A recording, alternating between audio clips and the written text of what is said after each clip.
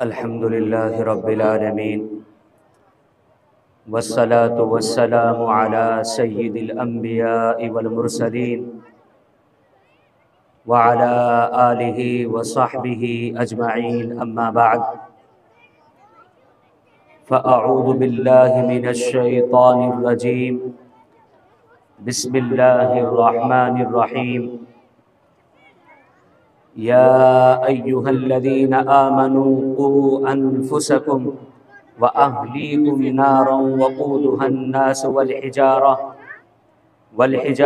عليها ملائكة غلاظ شداد لا يعصون الله ما أمرهم ويفعلون ما يؤمرون صدق اللہ العظیم۔ اسٹیج پر رونق فروز بزرگان دین اور حاضرین جلسہ اور میری پردہ نشین ماں اور بہنوں، اسلام نے زندگی کے ہر شعبے میں پوری انسانیت خاص طور پر مسلمانوں کی رہنمائی کی ہے۔ اس نے جس طریقے پر اولاد کو اپنے ماں باپ کی اطاعت اور ان کے ساتھ احسان اور حسن سلوک کی تاکید کی ہے، اسی طریقے پر ماں باپ کے اوپر بھی اپنے اولاد کی تعلیم و تربیت کے سلسلے میں بڑی ذمہ داریاں عائد کی ہے۔ اسلام نے مختلف پیرائے میں اپنی جامع تعلیمات کے ذریعے ماں باپ کو یہ سمجھایا ہے کہ اولاد اپنے ماں باپ کے پاس اللہ تعالی کی امانت ہے۔ اگر ماں باپ نے اپنی اولاد کے ساتھ شفقت و محبت، خیر خواہی، حسن تعلیم و تربیت اور ہر طرح کی ان کی دینی اصلاح کی فکر کریں گے تو ان کی اولاد کی دینی و دنیاوی فائدوں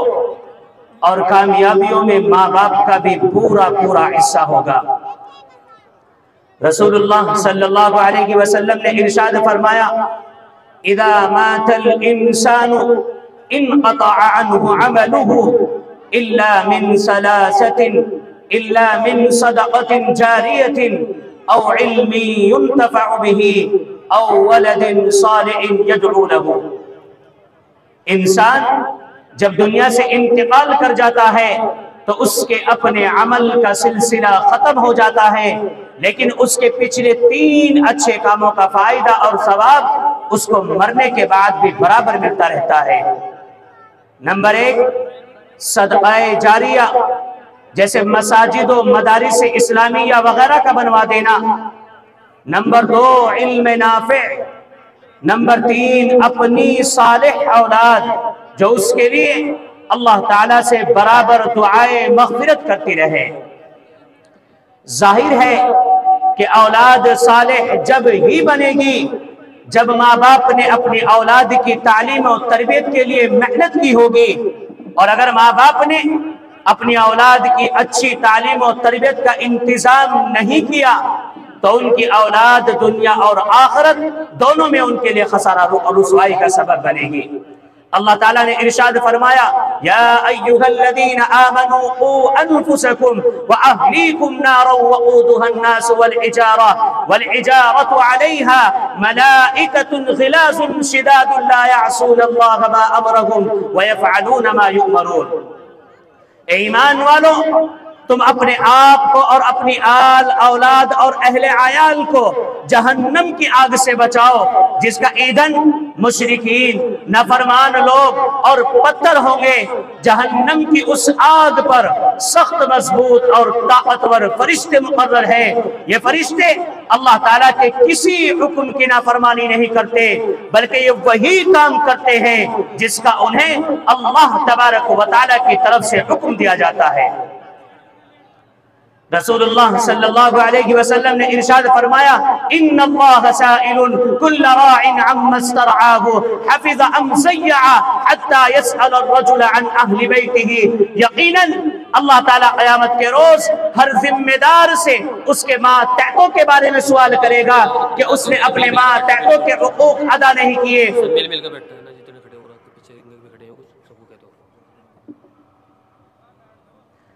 اسی طرح آدمی سے اس کے اہل و عیال اور اولاد کے بارے میں سوال ہوگا کہ دین اور دنیا کے بارے میں ان کے حقوق ادا کیے یا نہیں۔ اسی ذمہ داری کو ادا کرنے کے لیے اللہ تعالیٰ نے ماں باپ کے دلوں میں اپنی اولاد کی محبت و شفقت کے بے پناہ جذبات پیدا فرما دیے ہیں۔ ایک مرتبہ رسول اللہ صلی اللہ علیہ وسلم نے حسن بن علی کو بوسہ دے کر پیار کیا، اور اس وقت رسول اللہ صلی اللہ علیہ وسلم کے پاس ایک اعرابی بادیہ نشین صحابی بیٹھے ہوئے تھے۔ انہوں نے تعجب بھرے لہجے میں کہا کہ آپ اپنے بچوں سے اتنا پیار کرتے ہیں، اتنا پیار کرتے ہیں، میرے تو 10 بیٹے ہیں، میں نے کبھی بھی اپنے بچوں کو اس طرح پیار نہیں کیا۔ تو نبی کریم صلی اللہ علیہ وسلم نے ارشاد فرمایا کہ اگر اللہ تعالیٰ نے بچوں سے پیار کا جذبہ ہی تمہارے دلوں سے چھین لیا ہے تو میں کیا کروں؟ میرے محترم بزرگ اور دوستو، اسلام نے والدین کو پیدائش کے وقت ہی سے بچوں کی صحیح اسلامی تعلیم و تربیت کے اہتمام کی تاکید کی ہے۔ چنانچہ اس نے حکم دیا ہے کہ جب بچہ یا بچی پیدا ہو تو اس کے داہنے کان میں اذان دی جائے اور بائیں میں اقامت کہی جائے، تاکہ کان کے راستے سے بچے کے دل میں سب سے پہلے اللہ تعالیٰ کی عظمت اور کبریائی کے کلمات پہنچے، اور کوئی میٹھی چیز بچے کے تالوں میں لگا کر اسے چٹائے اور بچے کا اچھا اور اسلامی نام رکھے، جیسے عبداللہ، عبد الرحمن، ابراہیم وغیرہ۔ 7ویں روز اس کے بال منڈوا کر بال کے وزن کے برابر چاندی صدقہ کرے اور اپنی وسعت کے مطابق عقیقہ کرے۔ لڑکے کے لیے 2 بکرے یا 2 بکری ذبح کرے، اور لڑکی کے لیے 1 بکری یا 1 بکرا ذبح کر کے غریبوں کی، رشتہ داروں کی دعوت کرے یا ان کا گوشت صدقہ کر دے۔ اور اگر لڑکا ہو تو بالغ ہونے سے پہلے اس کا مناسب وقت پر ختنہ کرائے اور بچے کو 2 سال تک مسلسل دودھ پلائے، اور جب وہ بولنا سیکھے تو سب سے پہلے اسے لفظ اللہ کہلائے، پھر کلمہ توحید لا الہ الا اللہ محمد رسول اللہ سکھلائے۔ میرے بھائیوں، اسلام نے ماں باپ کو خاص طور پر یہ تاکید کی ہے کہ وہ بچپن ہی سے اپنی اولاد کی تربیت صحیح عقیدہ توحید اور اعمال صالحہ کی بنیاد پر کرے، بالخصوص اللہ تعالیٰ پر، اس کے تمام رسولوں پر، اس کے فرشتوں پر، آخرت پر، تقدیر پر ایمان لانے، تمام احکامات کا اتباع کرنے اور تمام ممنوعات محرمات سے بچنے پر سختی سے عمل کرائے،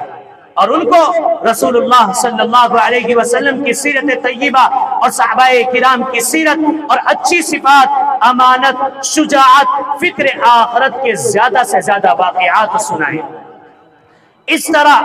بچپن ہی سے صحیح اسلامی تعلیم و تربیت کے نتیجے میں بچے کے دل میں یہ بات بیٹھ جائے گی کہ دین اسلام ہی سچا دین ہے، ہمارا معبود اللہ تعالیٰ ہے، ہمارے رسول محمد صلی اللہ علیہ وسلم ہے، ہماری کتاب قرآن ہے، تمام مسلمان ہمارے بھائی ہیں، ہمیں مرنے کے بعد زندہ ہونا ہے، مومنین کے لیے جنت ہے اور کافروں کے لیے جہنم ہے۔ اللہ تعالیٰ اور اس کے رسول قرآن کریم مومنین اور تمام اسلامی شعائر سے محبت پیدا کرائے اور بچپن ہی سے اس کو قرآن کریم کی تعلیم دے۔ میرے محترم بزرگ اور دوستو، ایک مرتبہ ایک شخص نے اپنے بچے کو دنیاوی تعلیم دلائی، ہائی اسکول کرایا، ہائی اسکول کرانے کے بعد انٹر کرایا، انٹر کرانے کے بعد گریجویٹ کرایا، اور گریجویٹ کرانے کے بعد مجسٹریٹ کے لیے لندن پڑھنے کے لیے بھیج دیا۔ جب ان کا بچہ لندن پڑھنے پہنچتا ہے تو کچھ سال کے گزرنے کے بعد بیٹے کو اطلاع ملتی ہے کہ باپ کا انتقال ہو گیا ہے، اور جیسے ہی باپ کے انتقال کی خبر بیٹے کے کانوں میں پڑتی ہے تو اس کا دل لرز اٹھتا ہے اور دل کانپنے لگتا ہے. وہ سوچنے پر مجبور ہو جاتا ہے کہ میں اپنی تعلیم کو چھوڑ کر اپنے وطن واپس چلوں, اپنی تعلیم کو چھوڑ کر اپنے باپ کے وطن واپس چلوں. اس کا دل لرزنے لگتا ہے. یہاں پر باپ کی تدفین کا انتظام ہو رہا ہے, وہاں پر بیٹا آنے کی تیاری میں لگا ہوا ہے. بیٹے کے آنے سے پہلے باپ کی تدفین کر دی جاتی ہے. بیٹا جب اپنے وطن واپس آتا ہے, واپس آنے کے بعد دیکھتا ہے کہ میرا باپ جو مجھ کو ایئرپورٹ پر چھوڑ کر آیا تھا آج وہ قبر کے اندر دفن ہو چکا ہے. جب اپنے باپ کی قبر پر پہنچتا ہے تو زارو قطار رونے لگتا ہے, خوب روتا ہے. صبح سے شام تک روتا ہے, رات سے صبح تک روتا ہے, 2 دن لگاتار روتا ہے. اس کے ملنے جلنے والے اس سے پوچھتے ہیں کہ کیا بات ہے, کیا ہوا کہ 2 دن سے آپ اس قبر پر کھڑے ہو کے رو رہے ہیں, ایسا کیا ہو گیا؟ ان کا وقت تھا, اللہ تعالیٰ کو پیارے ہو گئے, اللہ تعالیٰ نے ان کے وقت کو مکمل کر دیا, آپ کیوں اتنا روتے ہو؟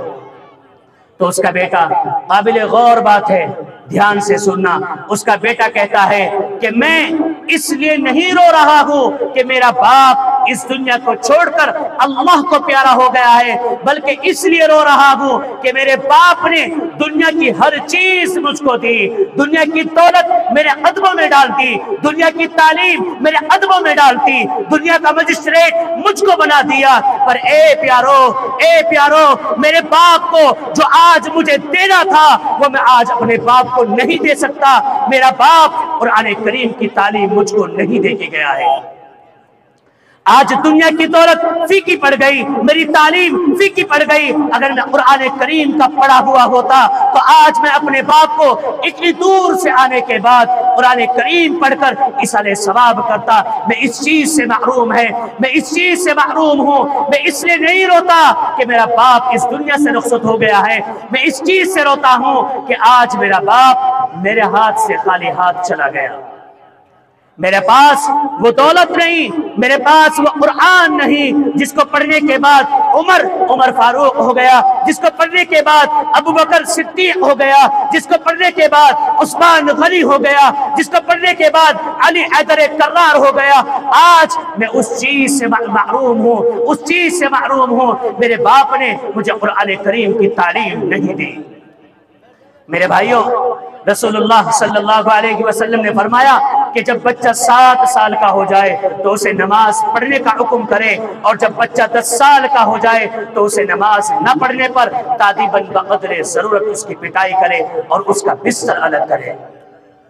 اس سلسلے میں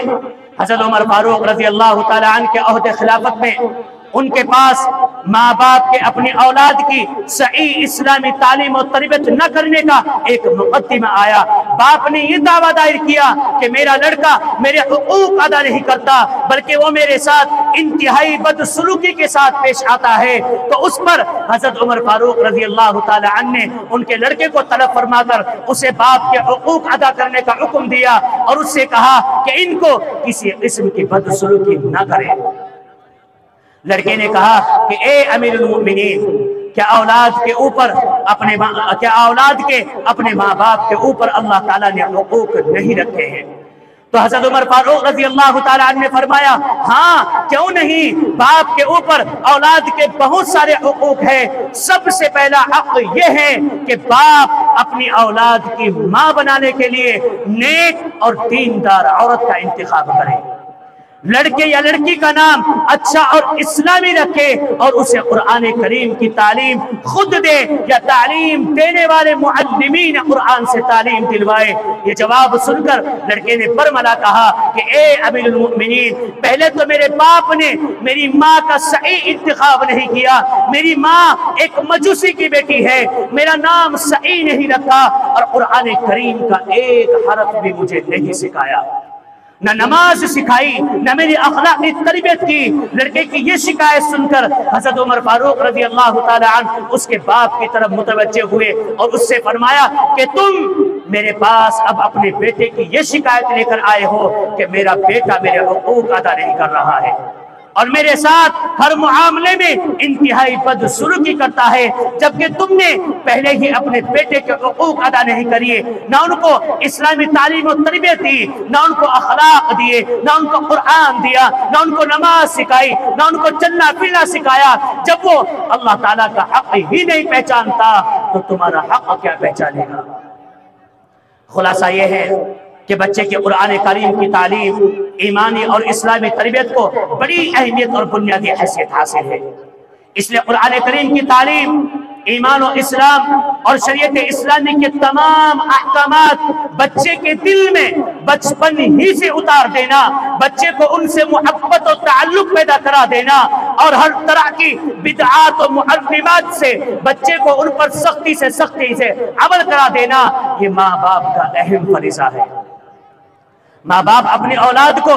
اللہ کے حقوق کے ساتھ ساتھ خود اپنے حقوق، اپنے قریبی رشتہ داروں کے حقوق، بڑوں اور چھوٹوں کے حقوق بتلائے اور ان کی اخلاقی تربیت کرے، اور اپنی اولاد کے اندر اچھی صفات، اچھے اخلاق و عادات پیدا کرے۔ جھوٹ، غیبت، چوری، زناکاری، گالی گلوچ، خیانت، بدعہدی، بے حیائی، فخر و تکبر، فحش کلامی اور تمام بری خصلتوں سے انہیں بچائے، ان کو بری صحبت اور برے لڑکوں کے ساتھ نہ رہنے دیں۔